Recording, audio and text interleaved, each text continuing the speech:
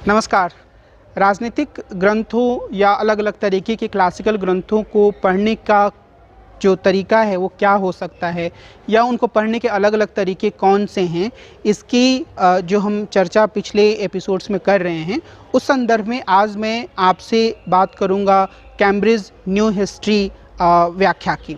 ये जो Cambridge new history व्याख्या है, नव इतिहास व्याख्या है, वह 1960 के दशक में उभर कर सामने आया और उसमें बहुत तरह के विद्वानों ने अपने विचार व्यक्त किए, जिसमें कि कॉलिंगवुड का नाम सबसे महत्वपूर्ण है। और उसमें इस बात को रेखांकित किया गया कि जो भी राजनीतिक दार्शनिक हैं, अगर हम उनके विचारों को देखें तो हम यह पाएंगे कि ये सभी कुछ खास तरीके के प्रश्नों पर विचार कर रहे हैं। और वो खास तरीके के प्रश्न क्या हैं? शासन की सबसे अच्छी पद्धति कौन सी हो सकती है मिसाल के तौर पर, या फिर जो राजा है या जो शासक है उसकी प्रजा से कैसा संबंध होना चाहिए, या लोगों का आपस में किस तरीके का संबंध होना चाहिए, यानी कि संप्रभुता की अवधारणा या लोकतंत्र और शासन की दूसरी पद्धतियों के बारे में विचार, या लोगों के अधिकारों और कर्तव्यों के बारे में जो धारणा है। ये ऐसे प्रश्न हैं जिनके आसपास हम बहुत सारे लेखकों को लिखते हुए देख सकते हैं और इसमें किसी आश्चर्य की बात नहीं है अगर हम इसको इक्का दुक्का उदाहरणों से भी समझने की कोशिश करें तो। मिसाल के तौर पर मैं कहना ये चाह रहा हूँ कि अगर आप प्लेटो को पढ़ेंगे तो वहाँ भी देखेंगे कि न्याय के प्रश्न पर विचार किया जा रहा है, उसकी एक तरीके की व्याख्या की जा रही है, उसके बारे में एक तरीके का थियराइजेशन किया जा रहा है। और अगर हम 20वीं सदी के उत्तरार्ध में दूसरे भाग में 1971 में जॉन रॉल्स की किताब को देखते हैं, अ थियरी ऑफ जस्टिस को, तो उसमें भी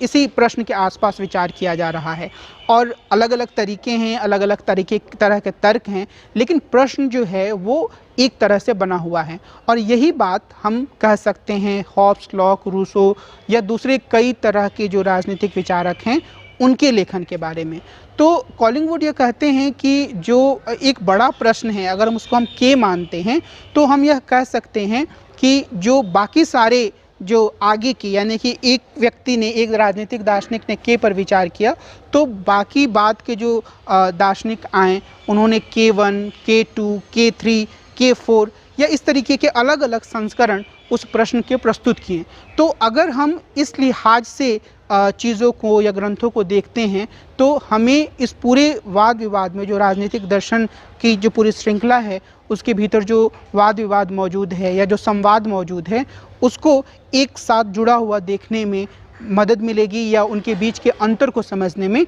हमें काफ़ी सहायता मिलेगी। और इस लिहाज से इनका जोर इस बात पर है कि अगर हमें यह समझना है मिसाल के तौर पर कि एक राजनीतिक दार्शनिक ने या एक महान चिंतक ने जो बातें कही हैं एक खास विषय पर, वो दूसरों से कैसे अलग हैं, तो हमें उसके कॉन्टेक्स्ट पर ध्यान देना होगा। हमें उसके समय में जो बातें हो रही थी उन पर ध्यान देना होगा कि आखिर किन बातों ने उस लेखक को प्रभावित किया,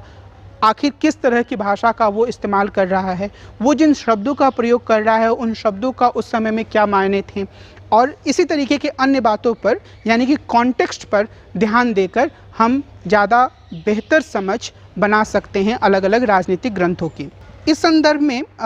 जो एक पुस्तक जो जॉन लॉक ने लिखी थी, ट्रू ट्रीटाइज ऑफ गवर्नमेंट, उसके बारे में जब हम अध्ययन करते हैं तो यह बात सामने आती है कि कैसे जो ऐतिहासिक परिस्थितियां हैं उनका अध्ययन करना काफ़ी महत्वपूर्ण है। जॉन लॉक की जो पुस्तक है ट्रू ट्रीटाइज ऑफ गवर्नमेंट, उसके बारे में यह माना जाता था कि यह 1688-89 की जो ग्लोरियस रेवोल्यूशन हुआ था उसको वैधता देने के लिए लिखी गई थी। लेकिन पीटर लैसलेट नाम के एक विद्वान ने इसकी पृष्ठभूमि की, यानी कि ये जो किताब है उसके बैकग्राउंड की जांच की और यह बताया कि यह किताब ग्लोरियस रेवोल्यूशन से तकरीबन एक दशक पहले लिखी जा चुकी थी। इससे लॉक के काम को समझने के लिए एक नए तरह के अनुसंधानों को दिशा मिली। यानी कि अगर इसकी हिस्ट्री पर, इसके बैकग्राउंड पर ध्यान नहीं दिया जाता तो हमेशा ही लॉक और लॉक के विचारों की एक गलत तरह की व्याख्या प्रस्तुत की जाती रही। तो जो कैम्ब्रिज स्कूल है, या जिसे कि न्यू हिस्टोरियन स्कूल के रूप में भी देखा जाता है, उसमें जो यह बात कही जाती है वह काफ़ी महत्वपूर्ण हो जाती है कि आप हिस्टोरिकल बैकग्राउंड को समझिए कि आखिर किस परिस्थिति में एक लेखक ने अपने विचारों को लिखा। और इस विचार को स्पष्ट करते हुए क्विंटन स्किनर जो हैं, उन्होंने इस बात पर जोर दिया है कि जो कैम्ब्रिज स्कूल है वो इस बात पर जोर देता है कि किसी पुस्तक को सही तरीके से समझने के लिए यह आवश्यक है कि लेखकों की मंशा, उनके भाषाई संसाधनों और परंपराओं पर ध्यान केंद्रित किया जाए। लेकिन इस पद्धति की एक बुनियादी सीमा यह है कि किसी भी लेखक या राजनीतिक दार्शनिक को प्रभावित करने वाले सभी संदर्भों को पूरी तरीके से जानना अत्यंत दुष्कर और तकरीबन नामुमकिन कार्य है। यानी कि हम यह नहीं कह सकते हैं कि अगर हॉब्स ने एक खास तरीके का विचार रखा या एक खास तरीके की अवधारणा का प्रयोग किया तो आखिर वो किन किन चीज़ों से प्रभावित हैं। हमें कई ऐसे लेखन या कई ऐसी व्याख्याएं मिलती हैं जिसमें यह बताया जाता है कि हॉब्स किन लोगों से मिलते थे। मिसाल के तौर पर मैं यहाँ हॉब्स को एक उदाहरण के रूप में इस्तेमाल कर रहा हूँ। वो किस तरीके के विचारों से प्रभावित हो रहे थे, उनके रोज़मर्रा के जीवन में किन समूहों से उनका जुड़ाव था। लेकिन क्या ये बातें अपने आप में आखिरी हैं? क्या यह कहा जा सकता है कि रॉल्स के बैकग्राउंड के बारे में, जिन लोगों से उनका हॉब्स के बैकग्राउंड के बारे में या जिन लोगों से उनका संपर्क हुआ उसके बारे में एक पूरा दस्तावेजीकरण, एक पूरा डॉक्यूमेंटेशन हो चुका है? तो ये अपने आप में एक अंतहीन काम है। लेकिन निश्चित रूप से इसमें किसी तरह का कोई संदेह नहीं होना चाहिए कि अगर हम किसी दार्शनिक के कॉन्टेक्स्ट पर ध्यान देते हैं तो हम उसके विचारों को या उसके विचारों की जो प्रेरित करने वाले घटनाएं रही हैं उनको बेहतर तरीके से समझ सकते हैं। और उन घटनाओं को समझते हुए हम उनके विचारों की ज़्यादा प्रासंगिक तरीके से व्याख्या कर सकते हैं कि आखिर किन परिस्थितियों में, किन घटनाओं से प्रेरित होकर उन्होंने ये विचार व्यक्त किए हैं।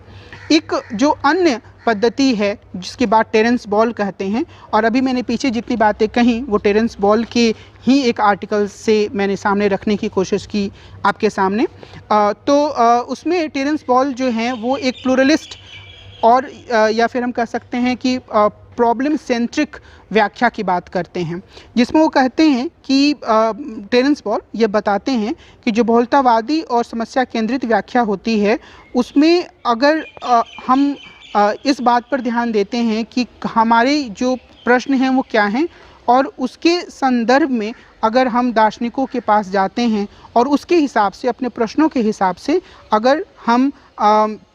अलग अलग दृष्टिकोणों का उपयोग करते हैं, किसी एक खास दृष्टिकोण पर निर्भर नहीं रहते हैं, तो हमें यह बात समझने में ज़्यादा आसानी होती है कि अगर किसी दार्शनिक ने कोई बात कही है तो उसे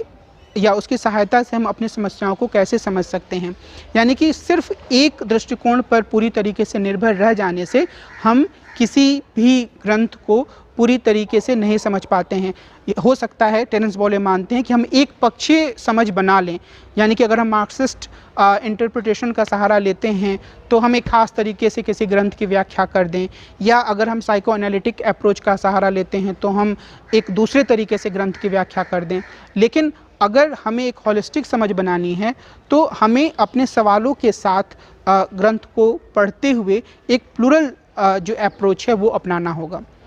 मैं ये उम्मीद कर रहा हूँ कि पीछे जो हमने अलग अलग तरीके की पद्धतियों की बात की कि आखिर किसी ग्रंथ को, क्लासिकल ग्रंथ को या राजनीतिक ग्रंथ को हम कैसे पढ़ सकते हैं, तो वो जो पद्धतियाँ हैं वो आपको इस बात को समझने में मदद करेंगी कि व्याख्या करना, ख़ासतौर पे समाज विज्ञान में व्याख्या करना अपने आप में अत्यंत मुश्किल और कई बार विवादास्पद काम भी है। लेकिन यह एक ऐसा काम है, हमारे जीवन से जुड़ा हुआ काम है, जिसकी हम उपेक्षा नहीं कर सकते हैं। और यह इस बात को दिखाता है कि जब भी हम किसी ग्रंथ को पढ़ें या किसी घटना के बारे में भी बात करें तो हमें हमेशा ही इस बारे में सचेत रहना होगा कि कैसे अलग अलग दृष्टिकोणों से एक घटना की या एक ग्रंथ की व्याख्या हो सकती है। और जब तक हम इन पद्धतियों के बारे में जागरूक नहीं होंगे, हम किसी भी ग्रंथ या किसी घटना की एक खास तरह की व्याख्या को ही स्वीकार करने या उसे अंतिम सत्य मानने के लिए मजबूर होंगे। तो ये जितने तरह की पद्धतियाँ मैंने आपको बताई,